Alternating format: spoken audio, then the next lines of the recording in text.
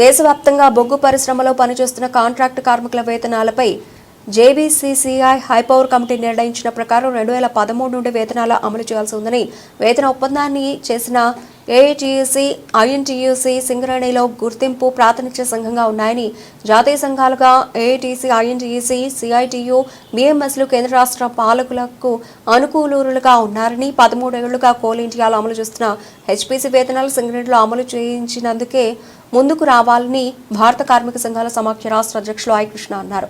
Coal ఇండియాలో contract కార్మికుల high power వేతనాలు, కాంట్రాక్టు అవుట్సోర్సింగ్ కార్మికులకు సమాన వేతనాలు చెల్లించాలని, సింగరేణిలో అన్ని విభాగాల్లో పనిచేస్తున్న కాంట్రాక్టు కార్మికులకు 15% బోనస్ చెల్లించాలని ఆయన డిమాండ్ చేశారు.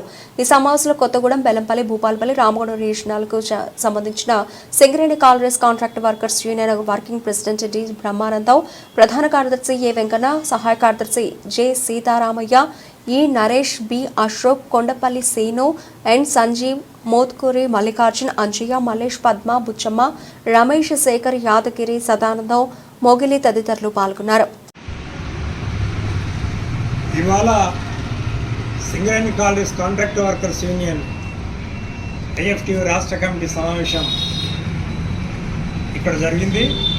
ఈ సమావేశంలో కాంట్రాక్టు కార్మికులు ఎదుర్కొంటున్నటువంటి పలు సమస్యలపైన చర్చించి నిర్ణయాలు తీసుకోవడం జరిగింది.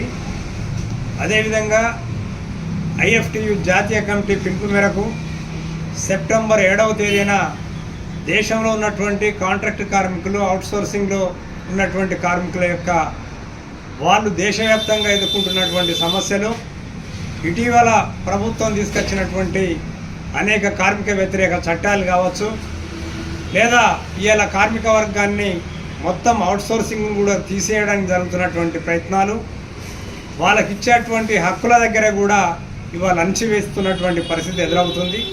ఈ సమస్యలన్నింటినీ కూడా చర్చించడానికి హైదరాబాద్లో సెప్టెంబర్ 7న ఒక సదస్సు ఐఎఫ్టియు నాయకత్వంలో జరగబోతుంది. సింగరేణి గని కార్మికులు, కాంట్రాక్టు కార్మికులు పెద్ద ఎత్తున పాల్గొని జయప్రదం చేయాల్సిందిగా సింగరేణి కాంట్రాక్టు కార్మిక వర్గానికి, అదేవిధంగా ఇతర సెక్టార్లో పనిచేస్తున్నటువంటి అవుట్సోర్సింగ్ కార్మికులందరికీ కూడా విజ్ఞప్తి చేస్తున్నాం. అదేవిధంగా 24-25 సంవత్సరానికి సంబంధించినటువంటి వార్షిక లాభాల్లో ఇప్పటి వరకు సింగరేణి కంపెనీ ఈ సంవత్సరం మనం గడించినటువంటి లాభాలను ఇప్పటి వరకు ఆడిట్ చేసి లెక్కలు తెలపలేదు. వెంటనే ఆడిట్ చేసి లెక్కలు తెలిపి ఏదైతే గత సంవత్సరం 5,000 ఇచ్చిండ్రో ఈసారి ఆ విధంగా కాకుండా 15% ఖచ్చితంగా కాంట్రాక్టు కార్మికులకు లాభాల వాటా ఇవ్వాల్సినటువంటి అవసరం ఉంది. దీని మీద సింగరేణి యాజమాన్యం ప్రభుత్వం ఆలోచించి ఏదైతే ఈ లాభాల వాటా ఇచ్చే రోజున తీపి కబుర్ను కాంట్రాక్టు కార్మికులకు అందించాలని కూడా